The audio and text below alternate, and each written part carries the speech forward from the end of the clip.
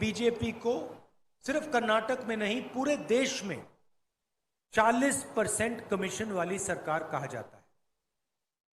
और यह नारा मैंने नहीं दिया है, यह नारा कर्नाटक के लोगों ने, कर्नाटक की जनता ने दिया है। आपने पिछले 5 सालों में अपनी आंखों से देखा, बीजेपी के भ्रष्टाचार को आपने देखा और आपने सहा।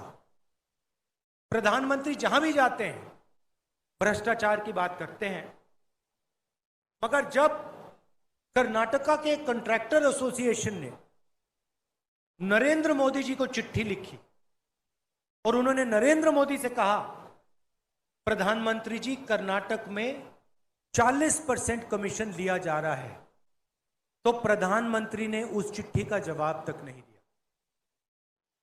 जब यहां पे मैसोर सैंडल सोप का करप्शन स्कैंडल हुआ, जिसमें एक एमएलए के बेटे को 8 करोड़ रुपए चोरी करते हुए पकड़ा गया, प्रधानमंत्री ने एक शब्द नहीं कहा। जब जॉब स्कैम हुआ, नरेंद्र मोदी जी ने एक शब्द नहीं कहा। जब पुलिस सब इंस्पेक्टर को 80 लाख रुपए ब्राइब दिया गया, प्रधानमंत्री ने एक शब्द नहीं कहा। जब असिस्टेंट प्रोफेसर जॉब स्कैम हुआ, प्रधानमंत्री ने एक शब्द नहीं कहा। जब assistant engineer, junior engineer job scam हुआ, प्रधानमंत्री ने एक शब्द नहीं कहा।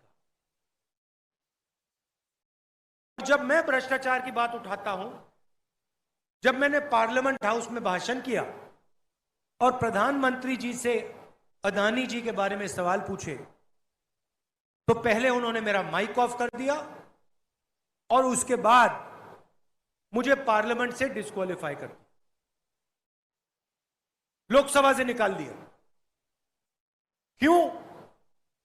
क्योंकि मैं भ्रष्टाचार के बारे में नरेंद्र मोदी जी से सवाल पूछ रहा था।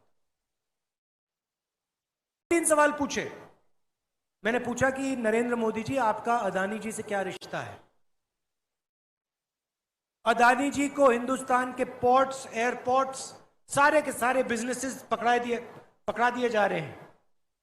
ये कौन कर रहा है? क्यों कर रहा है? दूसरा सवाल, अडानी जी के जो शेल कंपनीज हैं, उसमें जो बेनामी पैसा है 20,000 करोड़ रुपए का, वो पैसा किसका है? यह सवाल मैंने नरेंद्र मोदी जी से पूछा और नरेंद्र मोदी जी ने पहले मेरा माइक ऑफ किया पार्लियामेंट हाउस में और फिर उसके बाद मुझे पार्लियामेंट से निकलवा दिया, डिस्क्वालीफाई कर दिया।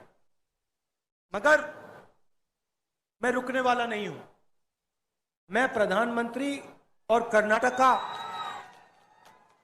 मैं नहीं डरता इन लोगों से।